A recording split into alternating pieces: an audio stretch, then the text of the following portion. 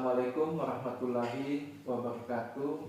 Salam sejahtera, Om Swastiastu, Namo Buddhaya, salam kebajikan. Perkenalkan, nama saya Arnadi Hairunnas, SE, MACC, AK, CA, AFA, salah satu dosen tetap di program studi akuntansi Fakultas Ilmu Sosial dan Ilmu Ekonomi atau FISIE Universitas 19 November Kolaka. Sebagai seorang dosen, saya wajib memahami mengenai pentingnya Tridharma perguruan tinggi, yaitu pendidikan, pengajaran, penelitian, dan pengabdian kepada masyarakat. Video ini dibuat dengan tujuan memenuhi salah satu persyaratan sertifikasi dosen pada tahun 2025, yaitu pernyataan diri dosen dalam unjuk kerja Tridharma Perguruan Tinggi atau PDD UKTPT khususnya pada bidang pengajaran. Pada unjuk kerja ini, saya menyajikan bidang pengajaran pada mata kuliah pengantar akuntansi 1. Mata kuliah ini merupakan mata kuliah wajib program studi yang dapat diprogram oleh mahasiswa pada semester 1 dengan bobot 3 SKS. Metode pengajaran yang saya gunakan menggunakan pendekatan DII, yaitu Delivery, Interaction, and Assessment. Bahasa pengantar yang saya gunakan yaitu bahasa Indonesia. Pada mata kuliah ini membahas mengenai konsep akuntansi, peran akuntansi bagi pengambil keputusan, komponen laporan keuangan hingga pada proses penyusunan laporan keuangan. Adapun capaian pembelajaran pada mata kuliah ini, yang pertama adalah menunjukkan sikap bertanggung jawab atas pekerjaan di bidang keahliannya secara mandiri. Yang kedua adalah memahami konsep-konsep hukum, dan teori-teori serta penerapannya secara fleksibel. Yang ketiga, mampu menerapkan pemikiran logis, kritis, sistematis, dan inovatif dalam konteks pengembangan atau implementasi ilmu pengetahuan dan teknologi yang memperhatikan dan menerapkan nilai humaniora sesuai dengan bidang keahliannya. Yang keempat adalah mampu menganalisis fenomena akuntansi baik yang bersifat verifikatif, penemuan, analisis, ataupun sintesis. Adapun capaian pembelajaran mata kuliah, yang pertama adalah menunjukkan sikap bertanggung jawab atas pekerjaan di bidang akuntansi secara mandiri. Yang kedua adalah memahami konsep-konsep hukum dan teori-teori di bidang akuntansi serta penerapannya secara fleksibel. Yang ketiga adalah mampu menerapkan pemikiran logis, kritis, sistematis, dan inovatif dalam konteks pengembangan atau implementasi ilmu pengetahuan dan teknologi yang memperhatikan dan menerapkan nilai humaniora yang sesuai dengan bidang akuntansi. Yang keempat adalah mampu menganalisis fenomena akuntansi baik yang bersifat verifikatif, penemuan, analisis, ataupun sintesis. Adapun materi pembelajaran pada mata kuliah ini yaitu membahas mengenai akuntansi dan bisnis, klasifikasi transaksi, proses penyesuaian, siklus akuntansi, sistem akuntansi, laporan keuangan, akuntansi perusahaan perdagangan, jasa dan manufaktur, akuntansi persediaan, pengendalian internal. Adapun referensi yang digunakan adalah menggunakan referensi utama buku dari Warren, Reeve, dan Fish tahun 2019 mengenai accounting. Kemudian buku pendukung atau referensi pendukung adalah buku dari Bapak Sony Warsono tahun 2013 mengenai akuntansi pengantar 1. Kemudian buku Harjono Yusuf mengenai dasar-dasar akuntansi Setiaya KPN Yogyakarta. Kemudian yang terakhir adalah buku Suarjono 2005 mengenai akuntansi pengantar. Adapun bobot setiap komponen penilaian dibagi sebagai berikut. Yang pertama, nilai harian tugas diskusi kelompok sebanyak 20%, ujian tengah semester atau UTS sebanyak 40% dan ujian akhir semester sebanyak 40%. Baik, demikian pengantar terkait dengan mata kuliah ini. Selanjutnya kita akan menyimak video pelaksanaan perkuliahan di kelas. Saya akhiri dengan ucapan wabillahi taufiq wal hidayah. Wassalamualaikum warahmatullahi wabarakatuh. Assalamualaikum warahmatullahi wabarakatuh. Waalaikumsalam warahmatullahi wabarakatuh. Selamat pagi, salam sejahtera untuk kita semua. Pertama-tama saya mengajak kepada adik-adik semua untuk senantiasa bersyukur kehadirat Allah Subhanahu wa taala karena atas segala limpahan rahmat serta karunia-Nya, maka pada pagi ini kita semua bisa hadir di dalam kelas ini untuk berdiskusi mengenai materi-materi perkuliahan pada mata kuliah pengantar akuntansi 1. Nah, karena ini merupakan pertemuan pertama ya. Nah, untuk itu Bapak akan menjelaskan terlebih dahulu mengenai silabus perkuliahan ya. Nah, jadi pada pertemuan awal ini saya persilahkan kepada adik-adik sekalian untuk berdoa menurut agama dan keyakinan masing-masing. Doa dimulai.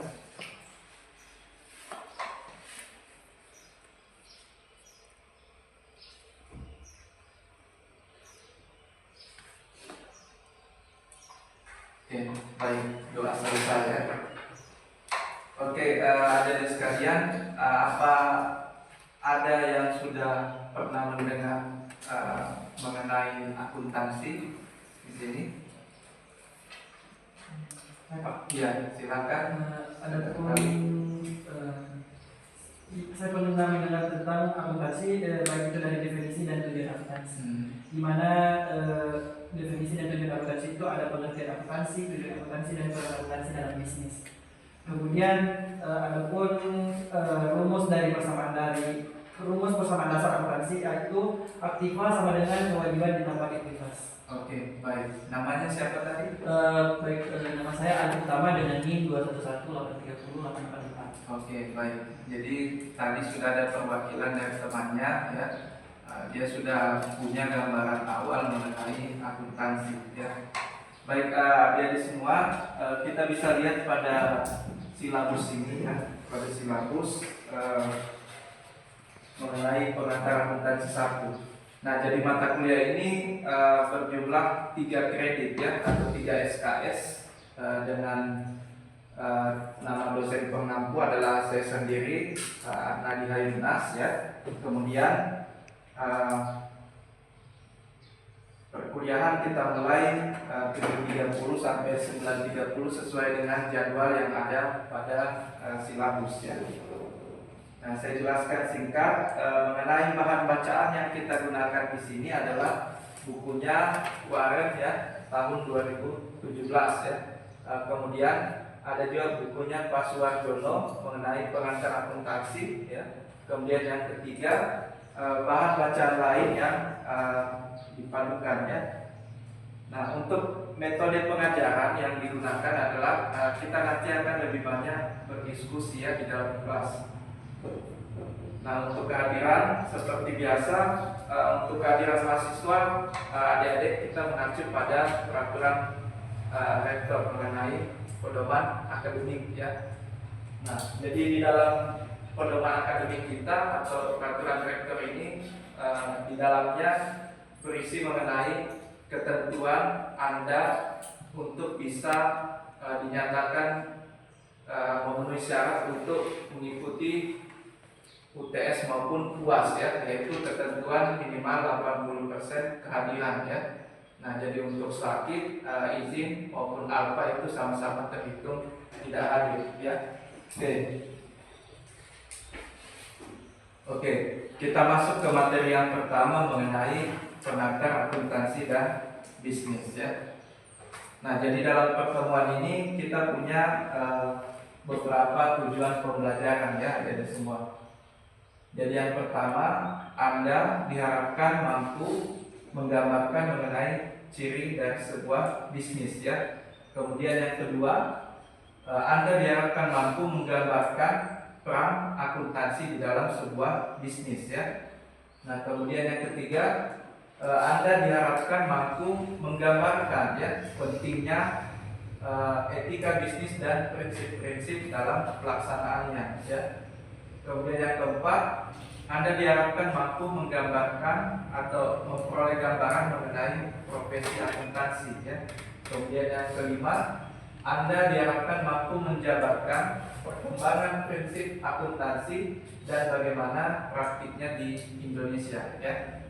Nah, kemudian yang keenam, ya, Anda diharapkan mampu menetapkan persamaan akuntansi dan menentukan setiap unsur dari persamaan tersebut.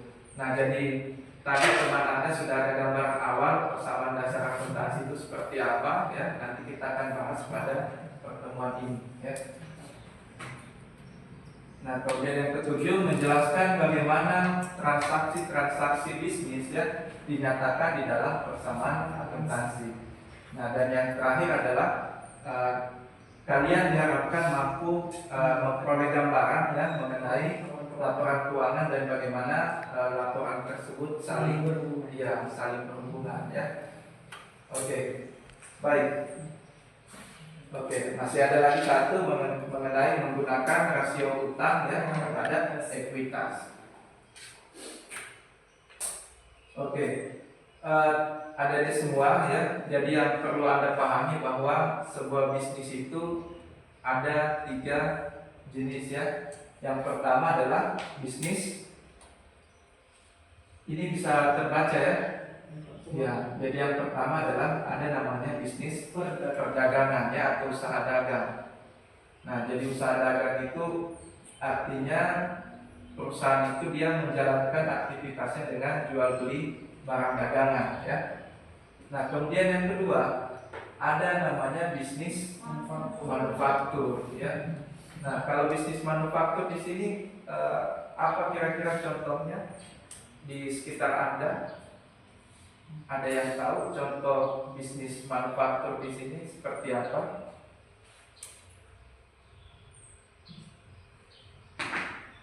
Kalau di sini Bapak ambil contoh manufaktur itu kan artinya perusahaannya itu dia mengolah dari bahan baku ya. Bahan baku kemudian dia proses menjadi sebuah produk ya. Produk setengah jadi, kemudian dia proses lagi menjadi produk jadi yang siap untuk dijual ya. Jadi kalau untuk perusahaan manufaktur di sini atau bisnis manufaktur adalah ada proses pengolahan dari bahan baku menjadi produk yang siap untuk dijual ya. Nah, kira-kira adik-adik di sekitar kita ya di desa Kopalia ini ada enggak jenis bisnis dengan bisnis manufaktur? Ya, silakan Saudara Alif. Untuk di sekitaran desa Kopala ini mungkin ada salah satu bisnis manufaktur dan itu seperti pabrik furniture itu pabrik furniture tersebut itu bahan bakunya itu seperti kayu yang diolah untuk membuat seperti meja, kursi. Oke, baik. Jadi contoh dari teman Anda, Saudara Alif ya. Salah satu contoh perusahaan manufaktur adalah perusahaan yang bergerak di bidang furniture tadi ya. Bagaimana dia mengolah bahan baku? Bahan bakunya apa? Berupa kayu ya. Nah, jadi sebenarnya kayunya itu juga sebenarnya sudah bukan merupakan bahan baku sebenarnya ya. Karena kayu itu kan ketika dia kan awalnya dari pohon ya. Pohon itu kan dia ditebang dulu ya. Ditebang kemudian diolah menjadi produk setengah jadi tadi ya atau barang setengah jadi. Nah, setelah itu dimasukkanlah di industri manufaktur. Dari industri ini kemudian diolah lagi menjadi produk yang siap untuk dijual ya. Paham ya di sini? Oke, jadi contohnya sangat bagus ya untuk Saudara Alif. Kemudian yang ketiga ada namanya bisnis jasa atau perusahaan jasa ya. Nah, kalau perusahaan jasa yang Anda paham itu adalah seperti apa itu contohnya perusahaan jasa? Tukang cukur. Tukang cukur ya. Nah, kalau tukang cukur dia menyediakan produk apa dia? Berupa apa? Pemotongan rambut kayak Oke, jadi dia punya servis untuk memangkas rambut ya. Nah, jadi itu dia juga banyak di sekitar kita ya, di Desa Popalia ini ada beberapa. Mungkin Anda pernah lewat ya, kemudian melihat ada contohnya barbershop misalnya di sekitaran sini ya. Nah, ini masuk kategori bisnis biasa. jasa ya. Bisa dipahami semua? Bisa, oke. Masih semangat ya? Oke. Baik, selanjutnya kita melihat tipe-tipe atau jenis-jenis organisasi bisnis ya dari semua. Nah, yang pertama di sini ada namanya perusahaan perseorangan ya. Nah, kemudian ada plus dan minusnya. Nah, di sini bisa Anda baca kalau dia perseorangan ya, maka indikator utamanya adalah pemilik modalnya hanya satu orang ya. Jadi pemilik modalnya hanya satu orang, makanya dikatakan perusahaan perseorangan ya. Nah, kelebihan dan kekurangannya ini tentunya dia ada plus minusnya ya. Kalau kelebihannya adalah dia sangat mudah ya mengorganisasikan perusahaannya. Artinya karena perusahaan itu adalah milik pribadi ya, milik individu, maka ketika dia mengolah atau misalnya mengelola perusahaannya itu dia tidak perlu melakukan konsultasi dengan pihak-pihak yang lain ya. Jadi misalnya ada target penjualan ya, atau misalnya ada hal-hal yang ingin dicapai perusahaan itu dia bisa tentukan sendiri ya, sehingga proses pengambilan keputusannya juga sangat cepat ya, karena dia tidak perlu berdiskusi dengan pemilik yang lain ya, karena dia hanya satu-satunya sebagai pemilik perusahaan. Nah, kemudian kekurangannya apa? Kekurangannya tentunya dari sumber keuangan. ya, sumber daya finansialnya ya. Nah, kalau finansial kan artinya berkaitan dengan modal ya. Kalau dia sendiri ya modalnya juga pasti terbatas ya. Baik. Selanjutnya ada yang namanya persekutuan ya. Persekutuan atau partnership ya, dimiliki oleh dua orang atau lebih. Ya. Jadi misalnya ada teman Anda yang punya keterampilan ya, keterampilan misalnya di bagian seni ya, seperti misalnya saudara Alif ya, dia bisa punya keterampilan dari bidang seni, bisa ada tetapi misalnya dia hanya punya bakat ya di bidang seni itu, tetapi dari sisi ekonomi atau finansial dia masih terbatas misalnya, maka dia bisa membuat perusahaan yang namanya partnership ya, atau persekutuan. Nah, persekutuan ini dimiliki oleh dua orang atau lebih. Jadi misalnya tadi Alif punya bakatnya, kemudian teman yang lain dia punya uangnya misalnya dari sisi finansial ya. Nah, dia bisa menggabungkan kedua hal ini menjadi sebuah perusahaan yang partnership tadi ya. Satu punya modal, satu punya bakat ya. Nah, kelebihan dan kekurangannya tentunya bisa Anda lihat mempunyai sumber daya keuangan yang lebih ya dibandingkan perusahaan perseorangan, kemudian keahlian manajerial bertambah ya. Jadi bukan hanya dia yang mengelola perusahaan, tetapi lebih dari satu yang mengelola ya. Nah, tentunya kan ketika satu kepala dan dua atau tiga kepala itu pasti beda cara pengelolaannya ya. Bagaimana dari semua sampai di sini, ada yang mau ditanyakan? Permisi Pak Syekh. Iya, silakan. Baik, terima kasih atas kesempatan yang telah diberikan. Sebelumnya perkenalkan, nama saya Alif Utama dengan NIM 211830834. Dari penjelasan yang Bapak paparkan tadi tentang pengantar akuntansi bisnis, saya ingin memberikan sebuah pertanyaan. Ada pertanyaan saya itu, apa yang akan terjadi apabila di dalam sebuah perusahaan tidak menggunakan akuntansi? Dan apakah ada dampak jika laporan keuangan yang disajikan tidak sesuai dengan kondisi di perusahaan? Oke, baik ya. Jadi ini pertanyaannya Alif sangat bagus ya. Artinya pertanyaannya bertanya mengenai teknis ya, teknis. Nah, Jadi perlu ada yang diketahui ya. Nah makanya di dalam dasar akuntansi itu perlu ditekankan sebenarnya apa manfaatnya ketika kita memahami mengenai akuntansi ini ya. Nah apakah semua orang perlu memahami akuntansi ya untuk bisa menjalankan sebuah bisnis ya. Jadi di dalam sebuah prosedur ya, prosedur akuntansi itu kan siklusnya mulai dari bukti transaksi sampai tersusunnya yang namanya laporan keuangan ya. Nah jadi yang namanya akuntansi ya, dampaknya ketika seseorang itu tidak menerapkan akuntansi maka pasti pencatatannya tidak akan bagus ya.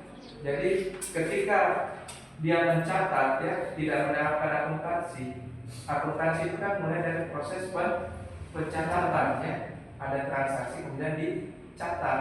Jadi sebenarnya toko-toko atau perusahaan-perusahaan yang sudah melakukan pencatatan itu sebenarnya dia sudah menerapkan yang namanya akuntansi secara substansi ya.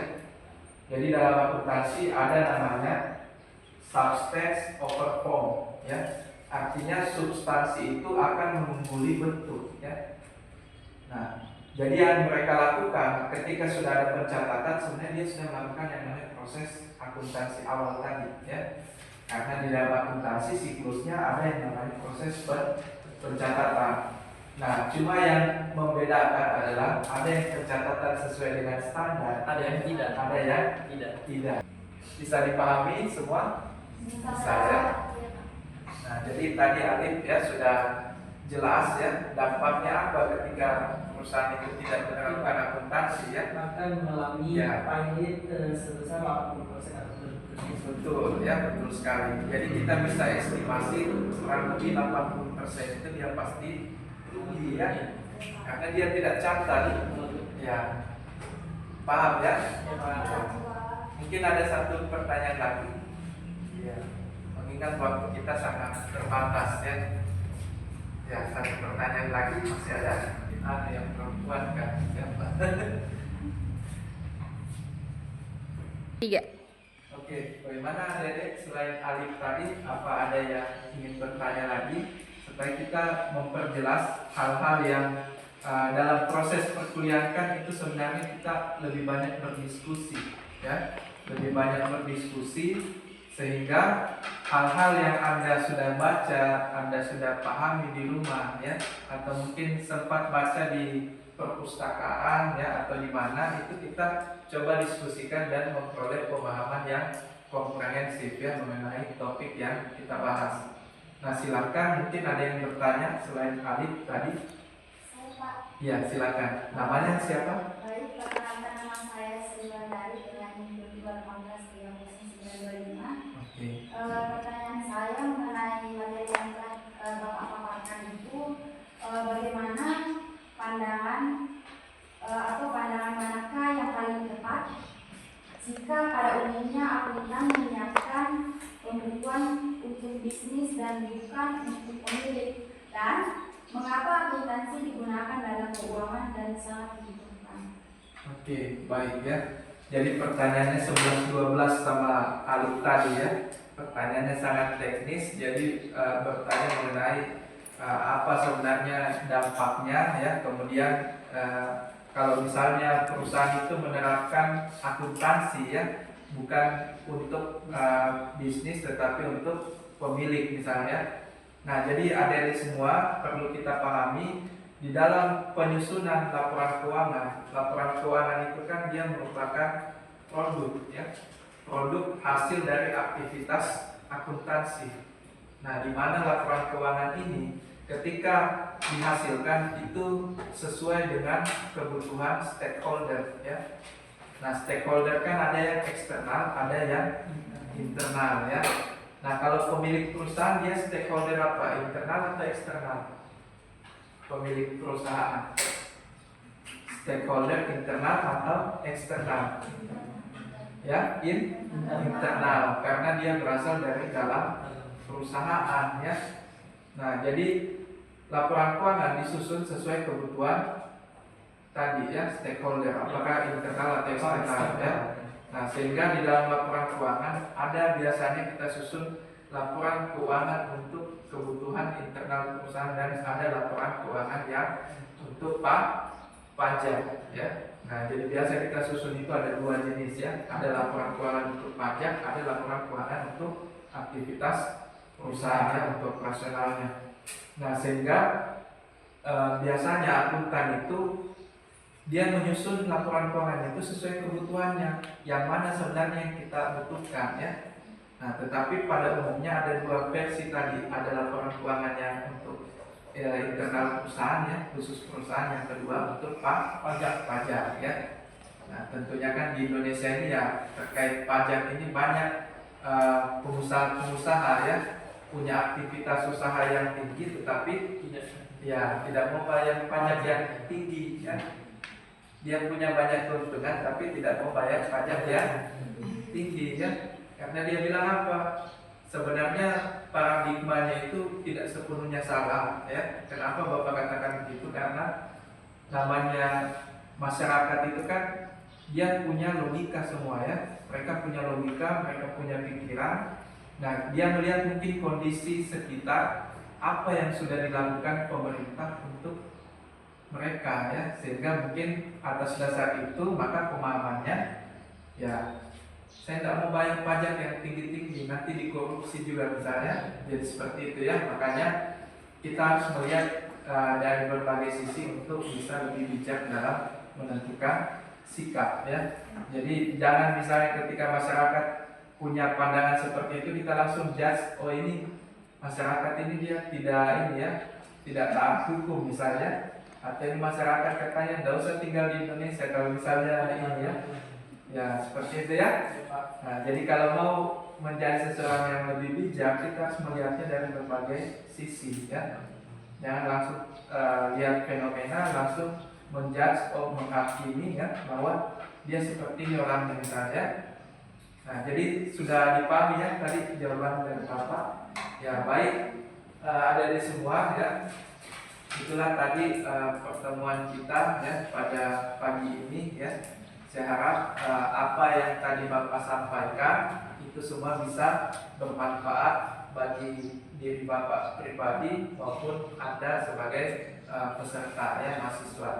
Nah, sebelum kita ini tutup perkuliahan pada pagi ini, saya harapkan untuk pertemuan berikutnya adik-adik semua juga bisa lebih aktif ya. Jadi sebelum masuk di dalam kelas, tolong dibaca materi yang sudah dibagikan ya, sehingga pada saat di dalam kelas itu proses pembelajaran dewasa atau pedagogi itu bisa kita capai ya.